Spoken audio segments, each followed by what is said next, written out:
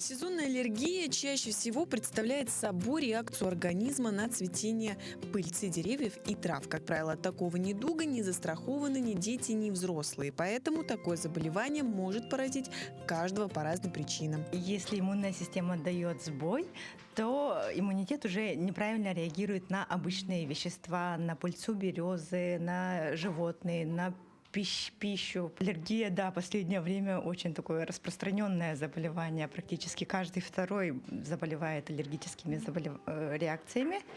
Прежде всего на аллергию действует предрасположенность, наследственный фактор.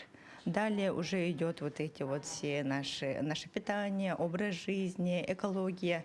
Это все влияет на реакцию аллергии.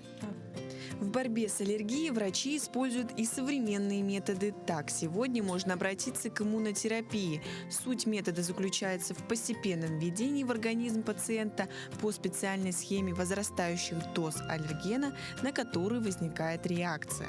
Терапия может занять от 3 до 5 лет. В маленьких дозировках вводим в организм этот вот аллерген, на что есть реакция. За счет этого клеточки иммунитета организм привыкает к этому и уже не так сильно реагирует.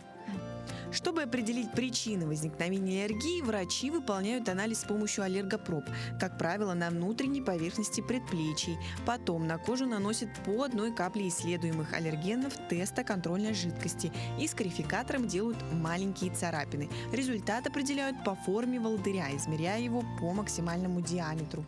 У сезонной аллергии такие же симптомы, как у заболевания ОРВИ. Единственное, нет температуры. Также идет заложенность носа, чешется, опухают глаза и также болит голова. Сейчас мы с вами узнаем у людей, знают ли они симптомы в целом аллергии. Знаете ли вы симптомы сезонной аллергии? Нет. У вас нет аллергии? Нет, ну да, чуток. Какие? Если много сладкого съесть, то у меня сифилозит. Синий становится. А если заложенность носа или голова болит, может? Ну, голова чуток болит. А так все. И как спасаешься? Никак, просто сладко не ем. Часто встречается у многих аллергия. Ну, как показалось, сейчас у нас ее нет. Нам сделали тест, царапины, да, на руках. Ну, и таким образом выяснили, что аллергии как таковой нет. Специалисты советуют не игнорировать первые признаки аллергии, так как при неправильной терапии степень тяжести аллергического заболевания становится более тяжелой, а спектр чувствительности к пыльце растений может увеличиться. Дарья Короленкова, Георгий Григорьев, Якутск.